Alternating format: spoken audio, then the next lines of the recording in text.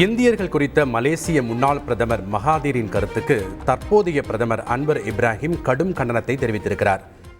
சர்வதேச அளவில் அதிர்வலைகளை ஏற்படுத்தியது தந்தி டிவியில் ஒளிபரப்பான இந்த முன்னாள் பிரதமருடைய பேட்டி.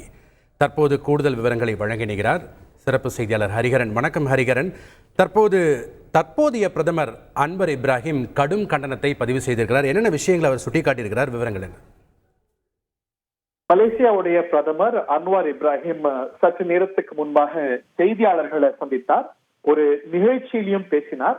இரண்டு நிகழ்விலையுமே இந்த பேட்டி பற்றி குறிப்பிட்டு கடுமையான கண்டனங்களை முன்னாள் மலேசிய பிரதமர் டாக்டர் மகாதீர் முகமதுக்கு அவர் பதிவு செய்திருக்கிறார்.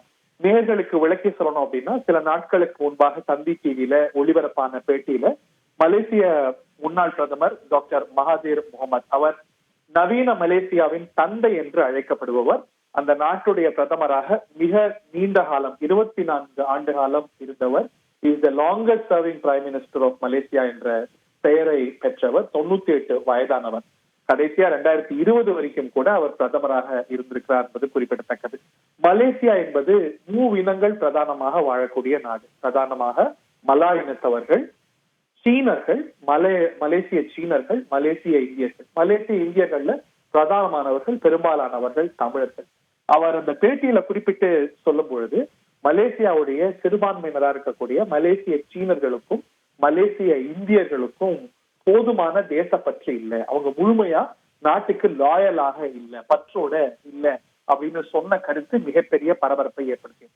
அதையெல்லாம் தாண்டி அவர் சொன்ன கருத்து ஏன் சர்ச்சை ஏற்படுத்தியது என்றால், அந்த நாட்டுடைய இன சிறுபான்மையினர், குறிப்பாக மலேசிய சீனர்களும் மலேசிய இந்தியர்களும் முழுமையாக மலாயர்களாக மாற வேண்டும்.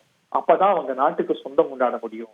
இப்ப அந்த நாட்டுக்கு சொந்தம் கொண்டாட முடியாது என்று சொன்ன கருத்து ஒரு பெரிய பரபரப்பை ஏற்படுத்தியது. அந்த நாட்டுடைய அரசமைப்பு என்பது எல்லா இனத்தவர்களுக்கும் அவரவர் பழக்க வழக்கங்களை மேற்கொள்றதுக்கு இடம் கொடுக்கிறது. ஆனாலும் அவர் இந்த கருத்தை குறிப்பிட்டிருந்தார் என்பது குறிப்பிடத்தக்கது. இன்னும் சொல்ல போனால் அது மத மாற்றம் அவங்க செய்ய வேண்டும் என்ற பொருள் எல்லாம் அந்த பேட்டியில அவருடைய கருத்துல வந்ததுனால பெரிய கண்டனங்கள் எழுந்தன.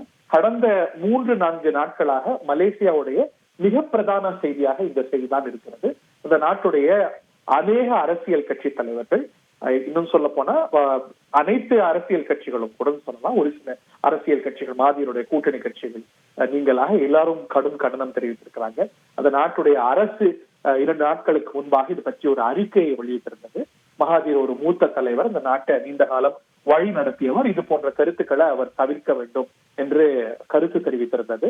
இந்த நாட்டுடைய பல அரசியல் கட்சி தலைவர்கள், சீன அரசியல் கட்சி தலைவர்கள், இந்திய அரசியல் கட்சி தலைவர்கள் இதெல்லாம் கடும் கண்டனத்தை தெரிவித்திருந்தாங்க.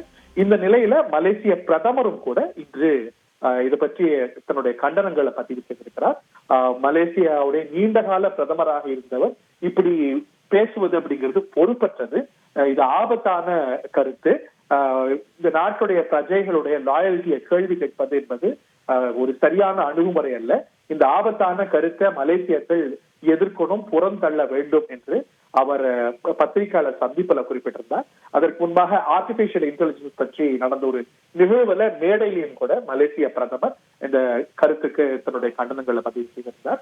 இந்த செய்தி மலேசியால இப்ப வரைக்கும் ஒரு கடந்த 3 நாட்களாக பிரதான செய்தியாக எதிரொலித்து வருகிறது, தலைப்பு செய்தியாக இருக்கிறது.